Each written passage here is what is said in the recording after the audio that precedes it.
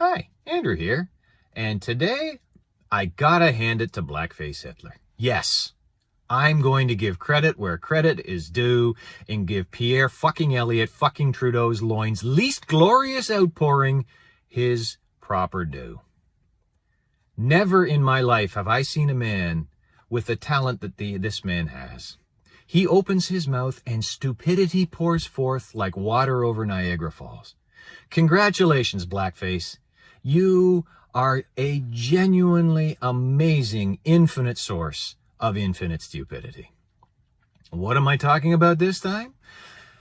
A week or two ago, one of MK Ultra's wind-up toys shot some people in a mall in Buffalo, and then another one of MK Ultra's wind-up toys shot up a school in southern Texas. And Blackface opened his mouth and barfed out a pile of stupidity about how Canadians do not have the right to defend themselves with a gun. Actually, you fucking moron, yes we do. Anybody on the planet, if you draw breath, you have the right to defend yourself with any means you have to hand. That our fascist dictatorship of a government violates that right, does not recognize the existence of that right, punishes you for actually exercising that right, does not mean you don't have it. You have the right to defend yourself, your property, and the lives and property of the people around you. Now, there are civilized nations in this world that recognize this right. Funny enough, I got to thinking about this particular outpouring of stupidity from PET's loins least glorious outpouring because I saw a video yesterday or the day before. I believe it occurred in Arizona. And there was some rather large young punk screaming at an old man who was pointing a gun at him. He was pointing a pistol at him. And it was, put the effing gun down and fight like an effing man. Put it down, fight like a man. Long story short, eventually, young punk lunges at old man and gets shot. And for fun, I really enjoy scrolling through the comment streams just to put my finger on the pulse, see what people are thinking. And the comments ran relatively even. There's, I think, a slight tendency more toward the man was justified and right to do what he did, the old man. But there were a tremendous number of comments, things like, that's the difference between a civilized nation and an uncivilized nation. Yeah, it is. The United States is a civilized nation. It allows weak old men to defend themselves from being beaten into a coma or to death by young punks. That's what civilized nations do. Fascist hellholes say you have no right to defend yourself. Take the beating. And there were comments that literally said that. He should have put the gun down and got in a fight. Why? Why? Why should a little old man have to fight this big young punk? Why? Why should he have to do that? To make you feel good about yourself? To make you, give you the ability to signal your virtue about how, defending yourself with guns is bad. You know, the Americans have a saying, God made men. Sam Colt made him equal.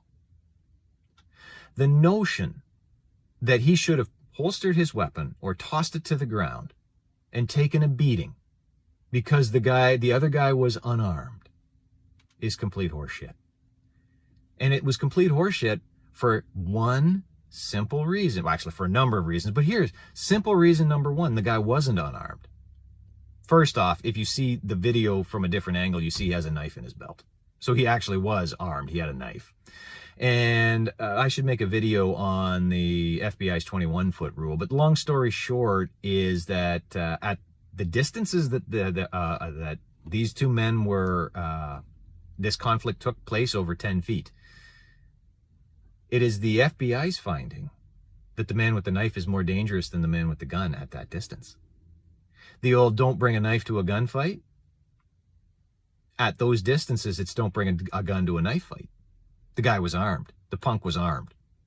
But let's pretend he didn't have the knife. The punk was still armed. He had this, and he had this. More people in the United States are beaten to death than are shot with rifles.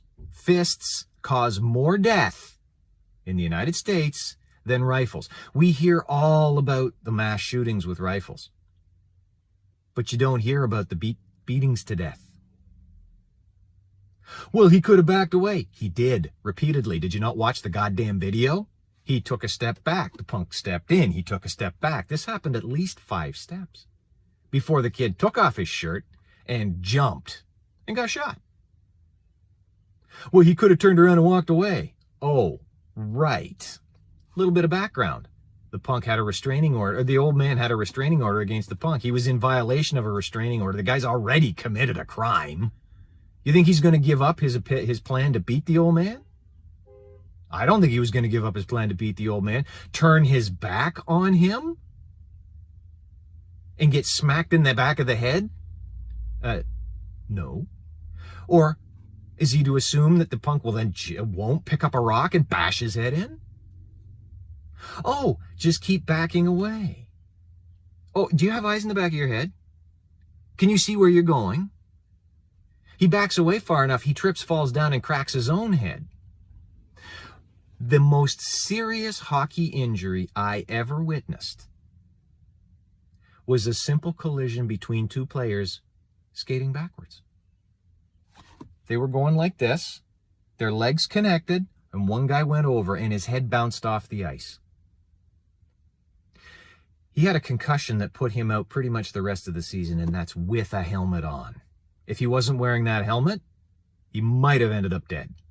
Ice on concrete is as hard as concrete.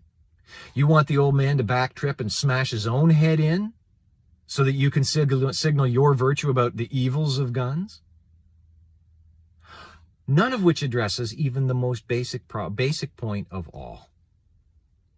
It was not a fair fight if the old man puts the gun down. It was a young, big punk against an old man.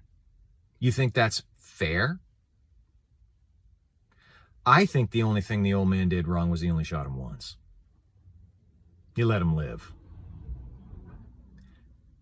That kid could have killed the old man. He was in a fight. The old man was in a fight for his life. He was restrained.